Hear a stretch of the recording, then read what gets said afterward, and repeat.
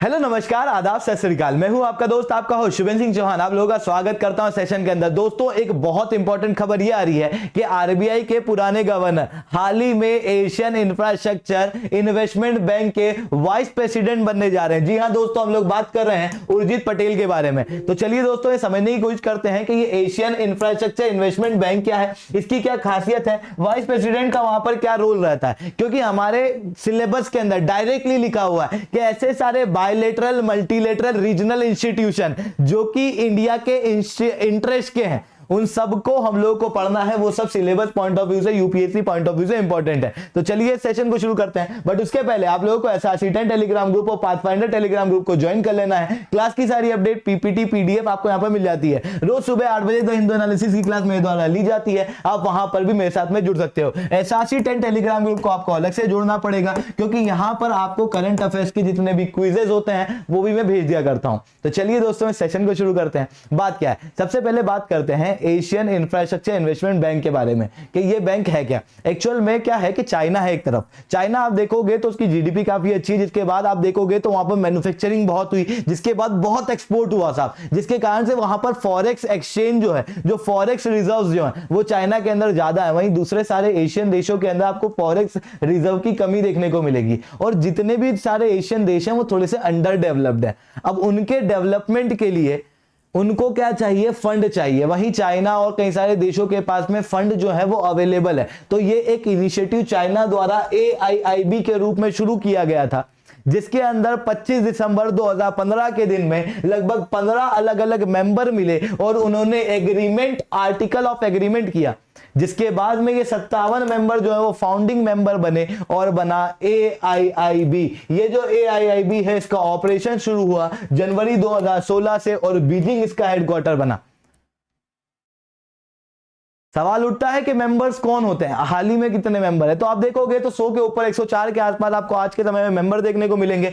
कौन मेंबरशिप जो है वो दो प्रकार की आपको यहां पर देखने को मिलेगी। एक प्रकार की मेंबरशिप है रीजनल मेंबरशिप। रीजनल मेंबरशिप क्यों? क्योंकि आप देखो एशियन इंफ्रास्ट्रक्चर इन्वेस्टमेंट बैंक ये बनी ही इसलिए है ताकि एशिया रीजन के अंदर इंफ्रास्ट्रक्चर के अंदर इन्वेस्टमेंट बेहतर रूप से हो सके।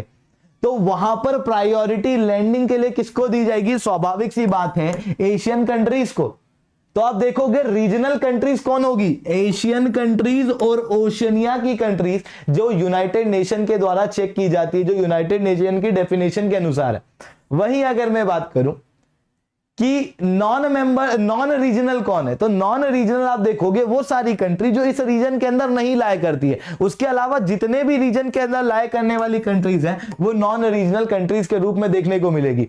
अब अगर आप देखोगे तो ऐसा जरूरी नहीं है केवल कंट्रीज ही यहां पर भाग ले, यहां पर नॉन सोवेरन एंटिटीज भी भाग ले सकती हैं, प्रोवाइडेड दैट कि ये नॉन सोवेरन एंटिटीज उस देश की होनी चाहिए जो देश ऑलरेडी AIIB का मेंबर है। जैसे आप देखोगे तो चाइना का एक कंपनी है जिसने यहां पर इंफ्रास्ट्रक्चर के लिए फंड लिया हुआ और ये नॉन सोवेरेन एंटिटी है, ठीक है। तो नॉन सोवेरेन एंटिटीज भी यहां पर लैंडिंग जो है वो ले सकती है, बट वहां पर एक कंडीशन लग जाती है। अब सवाल उठता है कि यार ये रीजनल मेंबर और नॉन रीजनल मेंबर में अंतर क्या है? स्वाभाविक सी बात है प्रायोरिटी जो है वो रीजनल मेंबर को दी जाएगी क्योंकि AIIB एक रीजनल इंस्टीट्यूशन के रूप में उभर के आया था।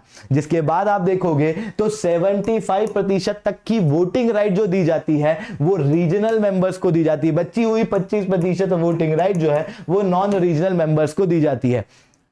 अब देखोगे तो वोटिंग राइट इसका मतलब क्या हो गया? हर एक देश की अलग अलग है, जिसके अंदर आप देखोगे भारत जो है उसके पास में सेकंड हाईएस्ट वोटिंग राइट है 7.6% के आसपास। वहीं हाईएस्ट वोटिंग राइट किसी के पास है तो वो है चाइना, 26%, 26.565% के आसपास आपको चाइना का यहां पर देखने को मिलेगा वोटिंग राइट है। ये जितने भी फंक्शन होते हैं आप समझने की कोशिश करते हैं AIIB के अंदर गवर्नेंस कैसे चलता है। तो एक इंस्टीट्यूशन वहां पर आपको देखने को मिलेगा बोर्ड ऑफ गवर्नर के रूप में। जितने भी देश होते हैं, जितने भी देश, जितनी भी एंटिटीज यहां पर हैं वो सब अपने एक गवर्नर को भेजती है और एक अल्टरनेट गवर्नर को भेजती है। जैसे आपको देखने को मिलेगा AIIB का भाग है भारत, तो भारत के अंदर जो गवर्नर है भारत के द्वारा वो भारत के फाइनेंस मिनिस्टर निर्मला सीतारमन देखने को मिलेंगी। वहीं अगर आप देखोगे तो एक अल्टरनेट गवर्नर भी होता होता है, अगर गवर्नर प्रेजेंट ना हो तो ये उसका काम करता है, जिसके अंदर आपको अजय सेठ वहां पर देखने को मिलेंगे। और obviously they are not resident there, ये लोग वहां पर रेसिडेंट नहीं है, फाइनेंस मिनिस्टर वहां पर नहीं रहती है, वो भारत के अंदर ही रहती है। ठीक है, तो आप देखोगे तो जो बोर्ड ऑफ गवर्नर्स है they are not resident in AIIB। AIIB के जितने भी डिसीजंस होते हैं वो गवर्नर नहीं रहते हैं, ये गवर्नर केवल देश को रिप्रेजेंट करते हैं, ये अपनी सारी पावर जो है वो बोर्ड ऑफ डायरेक्टर्स को दे देते हैं। तो सवाल उठता है ये बोर्ड ऑफ डायरेक्टर क्या है। तो बोर्ड ऑफ डायरेक्टर को समझने से पहले हम लोग समझने की कोशिश करते हैं कि बोर्ड ऑफ गवर्नर की कौन कौन सी मीटिंग हुई है, क्योंकि अगर आप देखोगे तो हर साल बोर्ड ऑफ गवर्नर की एक मीटिंग होती थी, जिसके अंदर आप देखोगे 2016 के अंदर ये मीटिंग बीजिंग के अंदर चाइना में हुई, 2017 जिसके अंदर आप देखोगे कोरिया के अंदर जेजू के अंदर आपको ये मीटिंग देखने को मिलेगी, तीसरी मीटिंग भारत के अंदर मुंबई में देखने को मिलेगी, और चौथी मीटिंग बहुत इंपॉर्टेंट है क्योंकि पहली बार ये मीटिंग किसी नॉन रीजनल कंट्री के अंदर हुई, हमारे रीजन से बाहर हुई, जिसके अंदर आपको लग्जमबर्ग जो कि यूरोप के अंदर देखने को मिलेगा, ये डबली लैंडलॉक कंट्री वहां पर है ना। अब सवाल उठता है कि बोर्ड ऑफ डायरेक्टर क्या है। देखो, बोर्ड ऑफ गवर्नर्स आपको देखने को मिलेंगे हर एक देश का रिप्रेजेंटेटिव्स है।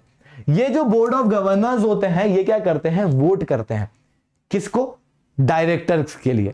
अलग अलग कॉन्स्टिट्यूएंसी बनाई जाती है 2-3 देशों को मिला के, जैसे आप देखोगे इंडिया और अफगानिस्तान को मिला के एक कॉन्स्टिट्यूएंसी बनाई, इनके वोटिंग अधिकार के अनुसार ये लोग वोट करेंगे और उसके बाद एक डायरेक्टर और एक अल्टरनेट डायरेक्टर को चूज करेंगे। वहीं आप देखोगे कंबोडिया, इंडोनेशिया, लाओ, म्यांमार, श्रीलंका, तिमोर, ये सब मिलके क्या करेंगे, एक और गवर्नर और अल्टरनेट गवर्नर को चूज करेंगे। यहां पर इनके द्वारा अपने रिप्रेजेंटेटिव बोर्ड ऑफ डायरेक्टर्स के अंदर भेजे जाते हैं। ये बोर्ड ऑफ डायरेक्टर क्या करता है, ये बोर्ड ऑफ डायरेक्टर सारे मेन फंक्शन करता है, जिसके अंदर आप देखोगे जितनी भी स्ट्रेटेजीज हैं, सारी चीजें हैं, प्लानिंग है, बजट है, पॉलिसी क्या होगी, क्या डिसीजन बैंक के ऑपरेशन के अंदर लेना है, इन सारी चीजों के ऊपर जो काम करेगा वो बोर्ड ऑफ डायरेक्टर करेगा। ये बोर्ड ऑफ डायरेक्टर के अंदर जो इलेक्टेड मेंबर्स होते हैं उनमें से 9 मेंबर आपको रीजनल लेवल से देखने को मिलेंगे, तो 3 मेंबर नॉन रीजनल मेंबर्स के रूप में देखने को मिलेंगे।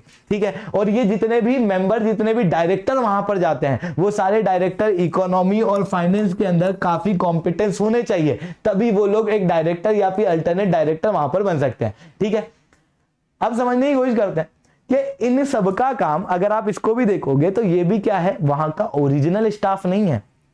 ये जो बोर्ड ऑफ डायरेक्टर है ये डिसीजन मेकिंग बॉडी है, पर वहां का ओरिजिनल स्टाफ अगर आप देखोगे तो वहां का एक सीनियर मैनेजमेंट है, स्टाफ का एक मैनेजमेंट है, ओरिजिनल स्टाफ जो कि वहां पर रेसिडेंट है, जिसके अंदर आप देखोगे तो इसके हेड के रूप में एक प्रेसिडेंट देखने को मिलेंगे। ये प्रेसिडेंट का टर्म होता है पूरे 5 साल का, 5 साल तक ये काम करते हैं और री इलेक्ट भी हो सकते हैं। प्रॉपर रूप से इलेक्शन के बाद में वहां पर प्रेसिडेंट बनते हैं, जिसके अंदर आप जब से AIIB बना है तब से आपको जिन लिकन करके एक व्यक्ति देखने को मिलेंगे जो कि प्रेसिडेंट है, ये चाइना से है, एक बार री इलेक्ट हो चुके हैं।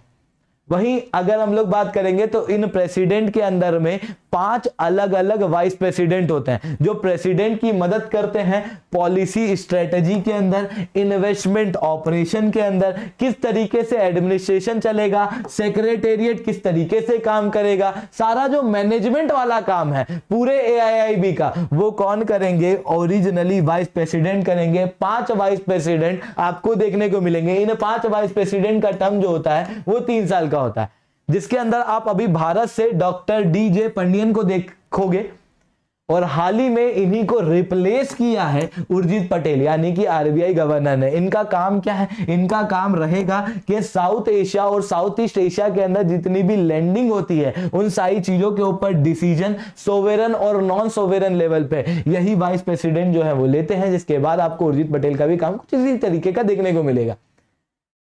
उसके अलावा बात करते हैं AIIB भारत के लिए महत्वपूर्ण क्यों है। भारत के लिए इसलिए महत्वपूर्ण है क्योंकि भारत भारी मात्रा में यहां से पैसे लेता है। एक ऐसी संस्था जो कि चाइना की तरफ टिल्टेड है, जो कि पूरी तरीके से चाइना द्वारा शुरुआत किया गया था। आप देखोगे इंडिया और चाइना के बीच में काफी सारे डिस्प्यूट भी हैं, उसके बावजूद आप देखोगे हिमालय के ऊपर डिस्प्यूट चल रहा है, आप देखोगे न्यूक्लियर सप्लाई ग्रुप के अंदर डिस्प्यूट चल रहा है, आप देखोगे यूनाइटेड नेशन की मेंबरशिप को कभी चाइना ने सपोर्ट किया नहीं। बट जब AIIB की बात आती है तो दोनों देश जो है वो साथ में मिलकर काम करते हैं। आप देखोगे तो सबसे बड़ा स्टेक होल्डर कोई है तो चाइना है, तो सेकंड लार्जेस्ट स्टेक होल्डर आपको इंडिया देखने को मिलेगा। वहीं हाईएस्ट अमाउंट में लोन कहीं पे पास किया जाता है तो वो भारत है। आप देखोगे तो AIIB ने लगभग 28 अलग अलग प्रोजेक्ट भारत के अंदर फाइनेंस किए हैं, जो कि लगभग $6.7 बिलियन के। आप देखोगे तो हाल ही में चेन्नई के अंदर जो मेट्रो रेलवे सिस्टम जो है वो बनाने की कोशिश की जा रही थी, उसके अंदर भी $356.67 मिलियन जो है वो दिया गया था AIIB के द्वारा। न केवल इतना, आप देखोगे तो हाल ही में भारत जो है वो कोविड-19 के वैक्सीन को भारी मात्रा में बनाना चाहता था। उस वैक्सीन के अंदर आप देखोगे तो 667 मिलियन डोजेस भारत बनाना चाहता था, जिसके लिए भारत को चाहिए था फाइनेंस, और ये फाइनेंस किया था उस समय पे ADB और AIIB ने। ADB ने दिया था लगभग $1.5 बिलियन के आसपास, और आप देखोगे तो AIIB ने $500 मिलियन के आसपास। क्योंकि यहां से हम लोगों को भारी अमाउंट में फाइनेंस आता है, इस कारण से AIIB भारत के लिए इंपॉर्टेंट है। तो दोस्तों आज के लिए इतना ही रखते हैं। अगर आपको अनअकैडमी का सब्सक्रिप्शन लेना है तो कोड यूज करना है SRC10 कोड का यूज करने के बाद में आपको अनअकैडमी के ऊपर डायरेक्ट 10% का डिस्काउंट मिल जाएगा। ठीक है दोस्तों, जय हिंद, जय भारत।